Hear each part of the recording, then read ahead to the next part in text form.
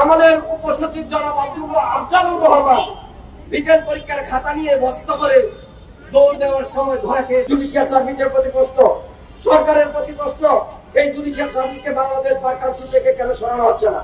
এই ছলচাতুরি বাদ দেন, এই 2 নম্বরের সিস্টেম বাদ দেন, এই পরীক্ষা পদ্ধতি রেখে আপনারা দেখাচ্ছেন আপনারা আরবের খুরমা খাজুন, আপনারা কেউ আরবের খুরমা খাজুন না। আপনাদের যে পদ্ধতি সেখানে পদে পদে আগুনের কুণ্ডলী। 18 মার্চ আপনারা রেজিস্ট্রেশন নবায়নের সার্ভার বন্ধ করে দিয়েছেন। এমসিকিউ পরীক্ষা যারা পাস করছে তারা রিটেনে যাবে, রিটেন পাস। এখন দেখেন রিটেন পরীক্ষার ক্ষেত্রে কি হচ্ছে বা ভাইবার ক্ষেত্রে কি হচ্ছে।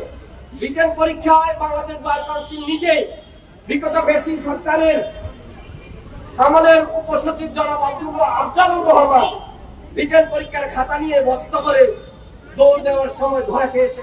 বাংলাদেশ বার কাউন্সিল স্বয়ং তার বিরুদ্ধে মামলা করেছে। তাহলে দুর্নীতিগ্রস্ত পদ্ধতি রাখার দরকার কি? তাহলে কি বর্তমান কাউন্সিলও দুর্নীতি করতে চাচ্ছে?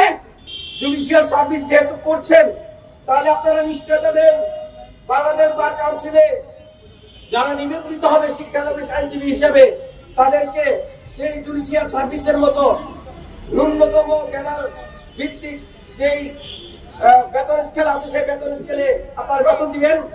তাহলে আপনারা কেন কর্তৃত্ব করতে আসছেন? জুডিশিয়াল সার্ভিসের প্রতি প্রশ্ন, সরকারের প্রতি প্রশ্ন, এই জুডিশিয়াল সার্ভিসকে বাংলাদেশ বার কাউন্সিল থেকে কেন সরানো হচ্ছে না? বিসিএস ক্যাটাগরি প্রশ্ন নিয়ে যদি শিক্ষানবিশদের পরীক্ষা নেওয়া হয় তাহলে শিক্ষানবিশরা কি বিসিএস ক্যাটাগরির যে বেতন কাঠামোতে বেতন পাচ্ছে?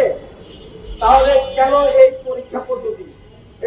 এই সকল পরীক্ষা পদ্ধতিতে দুর্নীতির প্রভাব করা যায়। লিখিত পরীক্ষার মধ্যে খাতা নিয়ে চুরি, খাতা 6 মাস পরে দেখবে, তারপরে এমসিকিউ পরীক্ষার সময় নিজেদের নেগোসিয়েশনের জন্য দলীয় রাজনৈতিক প্রভাব খাটানোর জন্য বিভিন্নভাবে প্রভাবিত করে দুর্নীতি করার সুযোগ রয়েছে।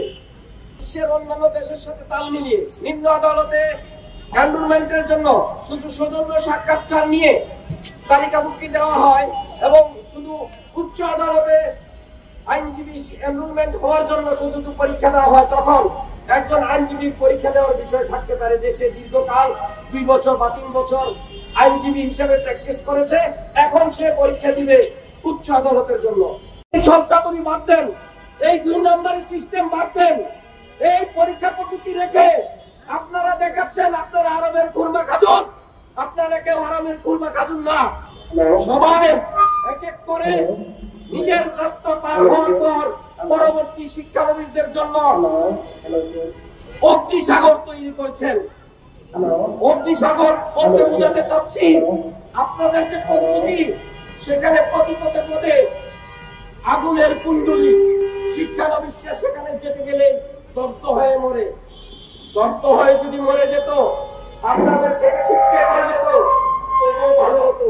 কিন্তু আপনারা প্রতিনিয়ত স্বপ্ন দেখান ঠিক এইভাবে।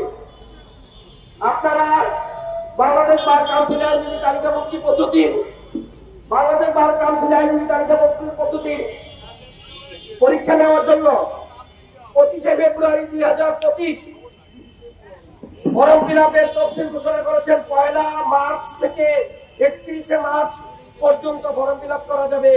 10ই মার্চ রিমাইন্ডার দিয়েছেন যে ফর্ম ফিলআপের ডেট কোনো ক্রমে বর্ধিত করা হবে না।